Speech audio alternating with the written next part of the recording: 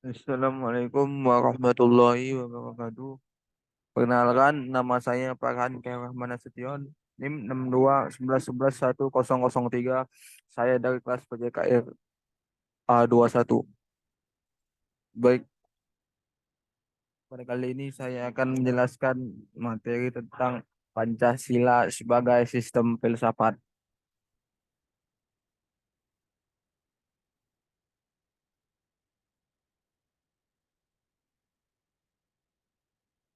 Yang pertama adalah konsep dan urgensi Pancasila sebagai filsafat.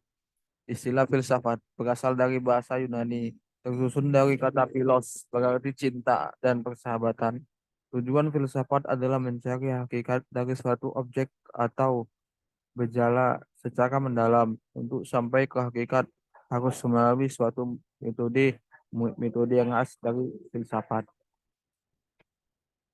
Baik, selanjutnya adalah kajian Pancasila sebagai filsafat negara. Pancasila sebagai dasar filsafat negara. Nilai-nilai filosofis yang terkandung dalam sila-sila Pancasila mendasari hukum yang berlaku di Indonesia. Artinya, nilai ketuhanan, kemanusiaan, persatuan, kerakyatan, dan keadilan harus mendasari seluruh peraturan peraturan perundang-undangan yang berlaku. Selanjutnya adalah Pancasila sebagai filsafat negara. Pancasila dikatakan sebagai sistem filsafat karena Pancasila mengandung pemikiran pendiri negara yang dituangkan dalam suatu sistem yang merupakan cerminan dari nilai-nilai Pancasila yang saling berhubungan dan digunakan sebagai pedoman ataupun pandangan hidup bangsa dalam berbangsa dan bernegara. Adapun sumber-sumber lain seperti sumber historis Pancasila sebagai sistem filsafat yaitu pada 12 Agustus 1928, Soekarno pernah menulis di Sulup Indonesia yang menyebutkan bahwa nasionalisme adalah nasionalisme yang membuat manusia menjadi pekakasnya Tuhan dan membuat manusia hidup dalam roh.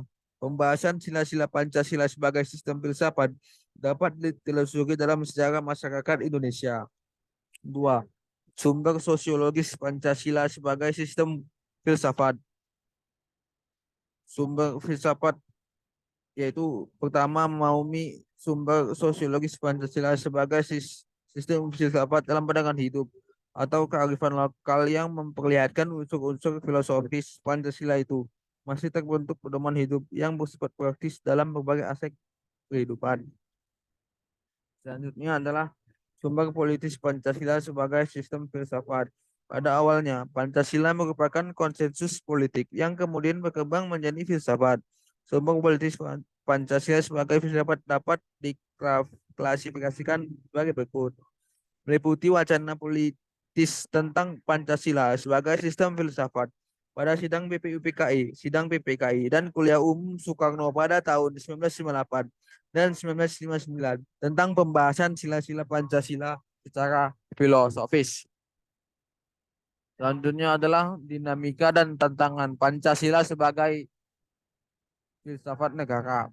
Kedudukan Pancasila sebagai sistem filsafat berkembang ke arah yang lebih praktis. Artinya, filsafat Pancasila tidak hanya bertujuan mencari kebenaran dan kebijaksanaan, tetapi juga digunakan sebagai pedoman hidup sehari-hari.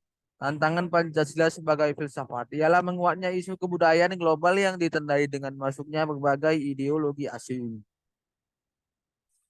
Dan dunia adalah esensi dan urgensi Pancasila sebagai filsafat agar dapat memberikan pertanggungjawaban rasional dan mendasar mengenai sila-sila dalam Pancasila sebagai prinsip-prinsip politik agar dapat dijabarkan lebih lanjut sehingga menjadi operasional dalam bidang-bidang yang menyangkut hidup bernegara.